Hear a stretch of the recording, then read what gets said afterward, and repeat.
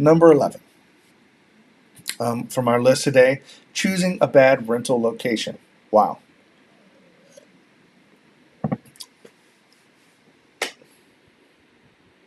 I've got so many things I could say about this. I'm kind of deciding which ones I want to say.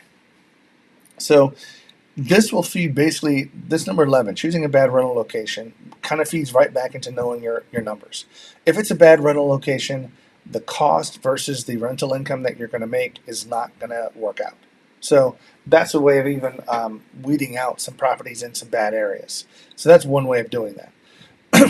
But another thing about a bad rental area is there's different classes of property that we're not going to get into, from like new apartments that are just built, what they call Class A properties, down to B, C, and even like D type properties that are in sort of the higher, what the people call higher cash flow, but people may call them war zone areas. Well, they can meet your cash flow requirements, but if they're in a bad rental location, they can cause a problem for you, because now you have problems.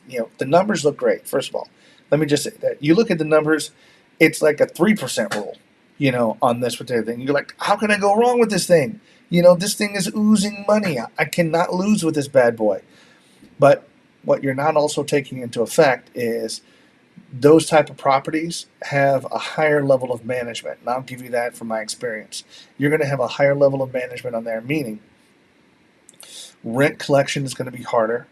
You're not necessarily always going to be getting your rent on time. With that, I can just tell you that. Property damage is going to be a little bit higher. Okay, and then your vacancy may even be higher.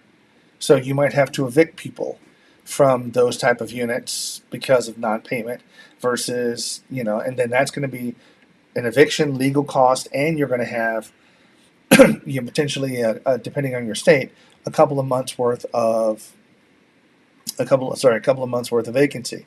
Well, all of that combined now makes that 3% like 0.5% by the time you look at all of that. So finding a rental area in a bad rental location, you don't necessarily want to do it. Here again, I've seen people look at getting rental properties, I'm just saying, next to a fire station.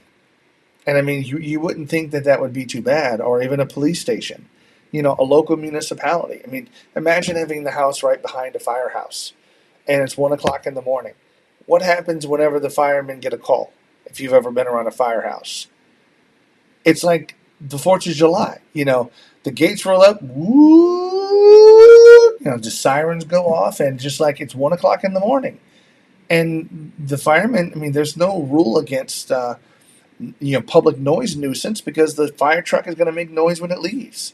Well, guess what? If those are at inappropriate times, that could affect your rental property. So who would want to live there if they know that the firemen are going back off? They may very well not even renew their lease or want to live there because they live right next to a noisy firehouse. I'm just trying to give you an example. But those are examples of what you have to consider for bad locations. So there's several others. I mean, if you're around, you might think having a rental property near or on the main street for shopping could be good, but you have to look at traffic. I've seen people who buy rental properties and they're on a main street, and then there's a bus stop right outside their property. So imagine that. Imagine if you have a rental property, but there's a bus stop. Well, who sits at bus stops? People. I mean, they're going to sit there, but they don't always just stand there.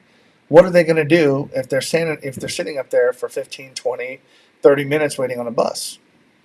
They're going to be disrespectful. They're going to sit down on your steps. Yeah, they're going to squat in your yard. And this is your renter's yard. So do you think your renter is going to like it to have people who are waiting on the bus consistently? And then, of course, people on the bus, what do? They smoke, throw their cigarette butts in the yard. They might have a soda that they're drinking, throw the soda down on the sidewalk. They don't have any respect for the particular property. But unfortunately, the tenant does. And they may not want to live in front of a bus stop. So when I say bad rental location, these are other things that you need to take into account whenever you buy a rental property. Just the area around it. Will somebody want to live there and live there for a long-term basis?